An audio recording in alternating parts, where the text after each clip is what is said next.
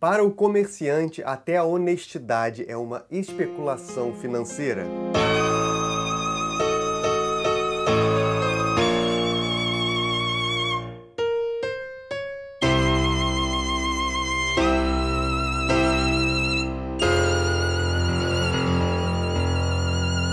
Eu sou Victor Nando, seja bem-vindo a mais um vídeo sobre arte e filosofia. E para cursos de arte e filosofia, tem link aí na descrição. E já que falaremos sobre grana hoje, queria começar agradecendo a Letícia Moreira pelo apoio. E se você também quiser ajudar o canal e a manter isso aqui ativo com mais vídeos mensais, clica aqui e veja também as recompensas. Se eu não me engano, foi Daniel Goleman, escritor do livro Inteligência Emocional, quem percebeu que muitos alunos formados em Harvard dificilmente se tornaram líderes e comumente são liderados por outras pessoas muito menos intelectuais do que eles. Quando me disseram isso, eu comecei a observar como são mal escritos os livros mais consumidos pelos empresários e que as referências bibliográficas e as metáforas não são muito polidas.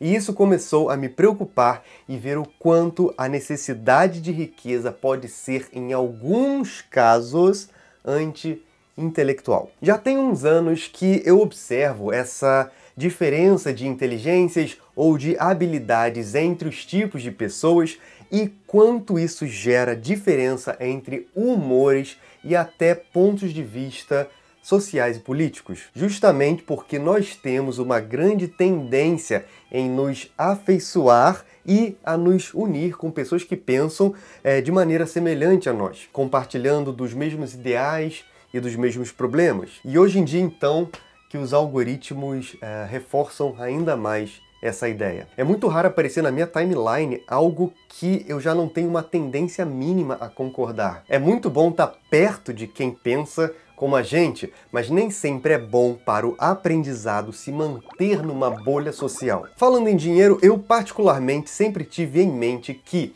se eu tivesse a grana exata no banco para gastar no que eu precisasse com alguma mínima sobra, depois para o conforto ou para o mínimo entretenimento, por mim, tudo bem. Eu nunca quis ser rico, nunca tive essa ambição, enfim. E o problema disso é que o colégio não me educou financeiramente, eu não me eduquei financeiramente por não ter nenhum interesse nisso. Chegando numa vida adulta com problemas psicológicos, por muitas vezes não poder abrir um negócio, não poder viajar, não poder investir em pequenas coisas para o meu crescimento, como livros ou enfim. Por outro lado, eu via alguns amigos ou parentes se formando em administração, por exemplo, se tornando advogados ou empresários e tendo que lidar relativamente bem com essa parte mais pragmática e burocrática da vida. Mas, ao mesmo tempo, muitos desses têm dificuldades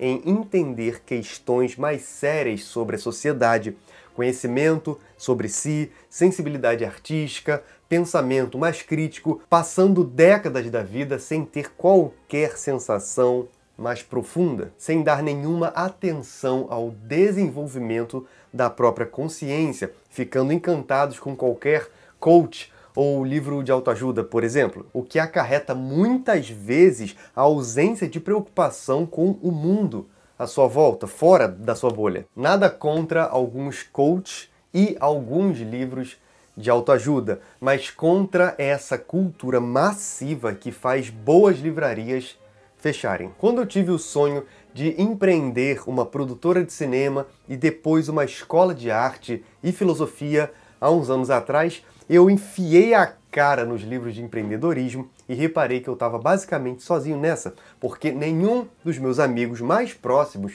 fazia a mínima ideia de como ajudar. E aí eu comecei a pensar que poderia ser incrível se a gente valorizasse, respeitasse e se unisse mais às pessoas que pensam diferente de nós, que têm outras formações, para que isso se torne um bem comum. Ou seja, se eu tenho pensamento crítico, se eu sei um pouco de artes, eu posso me unir com quem sabe empreender, com quem sabe fazer, e aquilo se tornar uma coisa maior que pode ser bom para mim, para a pessoa, financeiramente falando, ou em conquistas, e ser bom também para o mundo. O problema é que algumas pessoas da área de humanas interiorizam que o empresário, o empreendedor, o consultor financeiro são inimigos e vice-versa também. Ainda mais agora que a sociedade está ainda mais polarizada em aspectos ideológicos. É claro que há aspectos criticáveis nos excessos e em como as pessoas lidam com o capitalismo selvagem, no valor do dinheiro pelo dinheiro, etc. Mas eu não acho que a gente deva atacar as pessoas, diretamente as pessoas, mas trocar ideias e fazê-las crer que vale a pena usar do seu talento para transformar a sociedade e não apenas o seu bolso. Aí eu pensei, se ninguém pode me ajudar, se ninguém sabe me ajudar, tá mais que na hora de eu me ajudar para poder ajudar os outros. Então, eu comecei a estudar o mínimo de organização financeira e de investimento. Aí eu reparei algo muito óbvio. O brasileiro realmente é muito ignorante quando se trata de grana. A gente é estimulado a consumir o que não precisa com dinheiro que não tem, a dividir tudo no cartão de crédito e ainda a gente acredita no parcelamento sem juros que nunca existiu. Depois de muita pesquisa sobre bancos virtuais, a primeira coisa que eu fiz foi abrir uma conta, por acaso, no Nubank, que é um dos bancos desses virtuais, sem nenhuma taxa de cartão de crédito ou taxa de transação. Depois eu transferi toda a minha grana para lá e finalmente saí de um relacionamento abusivo que eu tinha com... Me cobrava uma grana por mês, me cobrava por qualquer TED que eu fazia e ainda tinha uma poupança que não rendia nada nenhuma. Aí de brinde eu nem sabia, eu acabei descobrindo que a conta desse banco virtual rendia 100% do CDI. Deixando claro que isso aqui, infelizmente, não é um jabá, eu não estou ganhando nenhum centavo para falar bem de um banco ou para criticar outro. Mas se o Nubank quiser me patrocinar, eu estou aceitando. Indo um pouco além, eu abri contas em 2 corretoras e eu comecei a aplicar parte da minha grana que sobrava no mês, o pouquinho que sobrava, em investimentos seguros. A opção mais segura hoje é investir no Tesouro Direto com a taxa Selic, que é um empréstimo que você faz ao governo com a garantia de que ele vai te devolver aquilo com juros e pressupondo o aumento da inflação. Mas há outras inúmeras opções quase tão seguras quanto e ainda mais rentáveis como o CDB, o LC ou o COI, por exemplo. Inclusive eu vou deixar aí alguns links na descrição com vídeos ou canais que me ajudaram a parar de perder dinheiro, pelo menos. Não estou enriquecendo, mas eu estou deixando de ficar ferrado. Um deles é o canal Me Poupe, da Natália Arcuri. Aí alguns de vocês vão abrir e pensar, mas ela é patricinha, já é bem nascida, já tinha grana,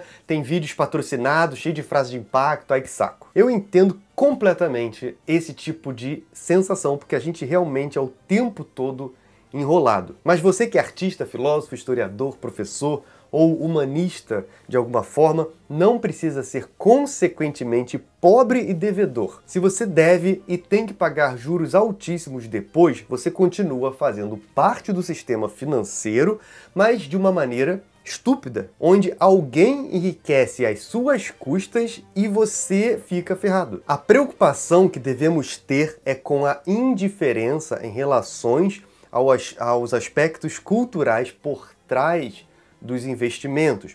Por exemplo, se você é vegetariano e quer comprar um LCA, que é a letra de crédito do agronegócio, pesquise sobre a empresa que está oferecendo o LCA para ver se você concorda com aquelas práticas. Se ela só atua, por exemplo, no ramo de agrícola ou pecuário também. Uma vez nessas pesquisas eu fiquei chocado quando eu vi uma consultora financeira dizendo que as ações de uma marca X de armas cresceu mais de 20% quando as estatísticas mostraram que o nosso atual presidente estava prestes a vencer as eleições. E ela completava o vídeo dizendo que não importava se você era ou não a favor do porte ou da posse de armas. O importante é saber onde investir para ganhar mais. E isso não está errado. Quando há rompimentos de barragens, como aconteceu nesse caso de Brumadinho, por exemplo, por total descuido e falta de fiscalização, tem muito desalmado que vai lá, sabe que as ações da empresa vão cair, compra as ações por preço de banana, porque sabe que muito em breve as ações vão subir e o cara vai ganhar muita grana. Pensar em dinheiro e ter mais controle sobre isso não é o mesmo que deixar a ganância nos corromper. O que nós, pessoas preocupadas minimamente com o desenvolvimento moral do país, o que a gente pode fazer é lidar melhor com as nossas finanças, controlar os nossos gastos e investir conscientemente sem que aquilo seja contrário ao nosso ponto de vista moral, para depois usar desse poder financeiro para construir coisas boas e ajudar quem precisa a sair aos poucos desse ciclo vicioso. Beijos. I gotta do it, man.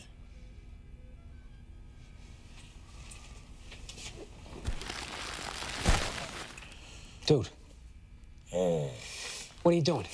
Huel.